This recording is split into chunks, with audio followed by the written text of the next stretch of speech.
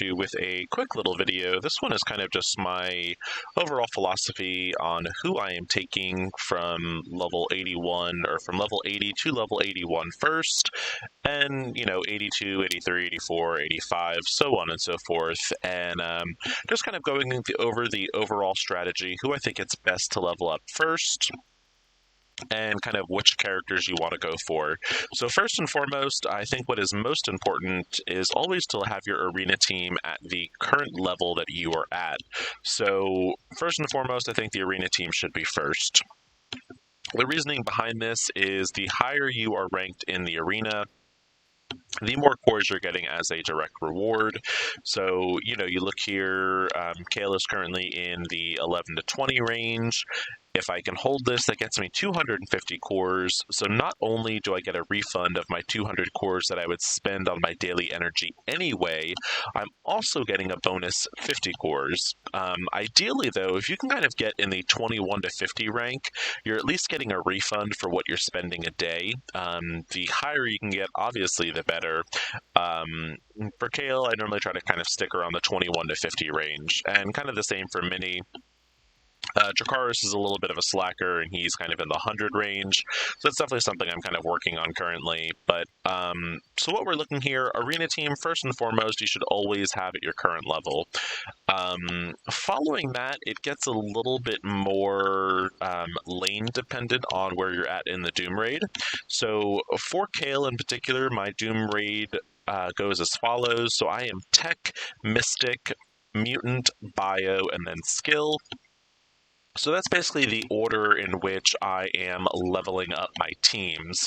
So if you look here, I've already done Tech and Mystic, and I'm about halfway through my Mutants. So you're looking here, these are all level 81. Going in, next will be Mystic, and let's see. So we've got Mystic over here. Let's unselect Tech. So we've gotten all my Mystic characters, and then so on and so forth. And, what I'm doing is I'm working on teams that I know that these characters are going to kind of be in the long term.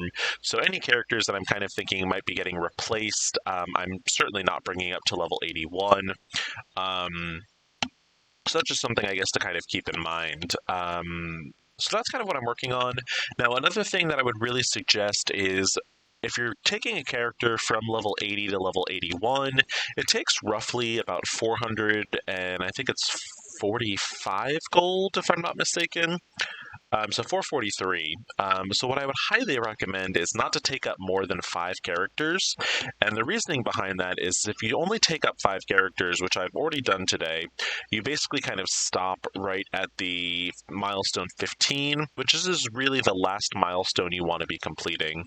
Now, obviously, if you do not have an abundance of gold built up, you can certainly level it a little bit slower.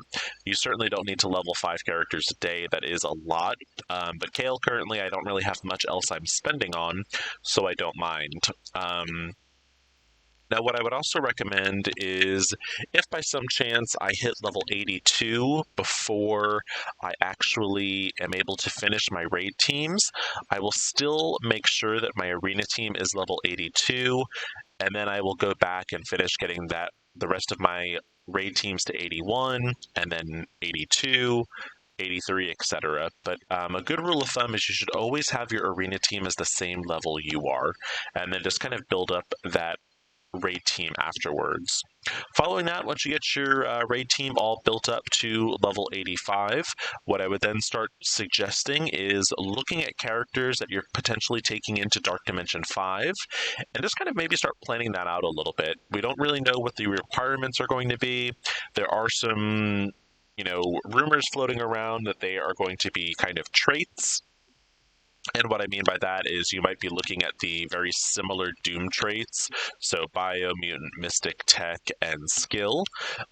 So there's a good chance that by leveling up your Doom raid teams, you won't have to level up Doom DD5 characters as well.